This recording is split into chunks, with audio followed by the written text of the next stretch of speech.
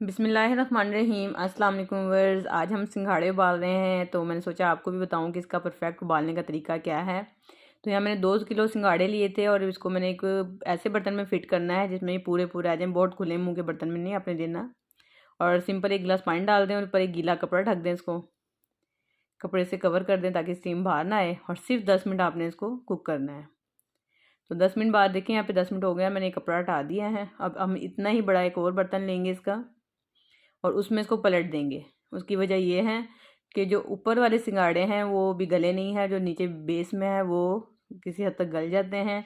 तो जो ऊपर हैं वो नीचे चले जाएंगे और जो नीचे हैं वो ऊपर आ जाएंगे। इस तरीके से हमने इसको मज़ीद 10 मिनट कुक करना है। तो यही तरीका है इसको परफेक्ट उबालने का। अक्सर हम ऐसा करते हैं कि ऊपर वाले चेक करते रहते हैं, वो कच्चे हैं तो हमें लगता है कि अभी गले नहीं हैं, और नीचे वाले जो हैं वो बहुत ज़्यादा गल के वो पनीरे से हो जाते हैं, उसमें पानी भर जाता है। तो इस तरीके से आप ऊपर वाले नीचे कर दें और इसको फिर मज़ीद 10 मिनट के लिए कुक कर लें।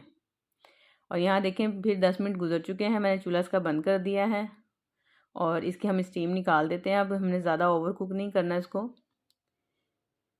तो बस इस पॉइंट पे आप इसको किसी जाली की छन्नी वगैरह में छान लें ताकि इसका पानी निकल जाए। अभी बहुत गर्म है, थोड़े से कूल डाउन होते हैं, उसके बाद मैं आपको इसको छील के दिखाती हूँ। तो ये देखिए, इसका यही तरीका है छीलने का कि दोनों साइडों से आप इसको कट लगा लें इस तरीके से। जब ये अच्छा सा कुक हो जाएगा फिर ये छीलने में भी आसान होता है। और बस ये इसकी इसी तरीके से गिरी होनी चाहिए। देखें, बिल्कुल ज़बरदस्त सा ये बिल्कुल परफेक्ट तैयार हुआ है। ये देखें, ये इतना ही कुक होना चाहिए, बहुत ज़्यादा वाइट भी ना हो अंदर से। और वो बहुत ज़्यादा कुक कर देते हैं तो ट्रांसपेरेंट हो जाता है, पानी भर जाता है, वो भी नहीं होना चाहिए।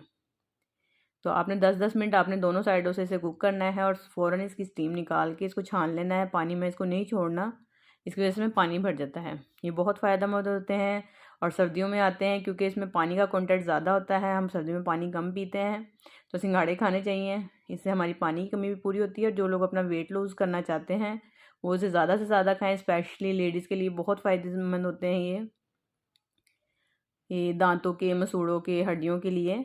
तो इसको ज़रूर हमें अपने खाने में इस्तेमाल करना चाहिए। सर्दियों के मौसम में आते हैं तो जितना हम इससे फ़ायदा उठा सकते हैं हमें इसे ज़रूर अपने बच्चों को खिलाना चाहिए, ख़ुद भी खाना चाहिए। तो ये देखें, ज़बरदस्त से जो ये सिंगाड़े हैं ये सारे तैयार हो गए हैं। इस तरीके से ही आपने इतना ही कुक करना है। बादाम की गिरी की तरह इसके अंदर से टेक्सचर होता है बिल्कुल। और इसको नमक या काला नमक दोनों आप मिक्स करके रख लें और इस तरीके से इसे एंजॉय करें। मैं उम्मीद करती हूँ ये सिंपल सा जो इसका मेथड था आपको ज़रूर समझ आ गया होगा। तो इसे लाइक और शेयर ज़रूर कीजिएगा और मुझे भी अपनी दुआओं में याद रखें। इसके साथ मुझे दें इजाज़त। अल्लाह हाफिज़।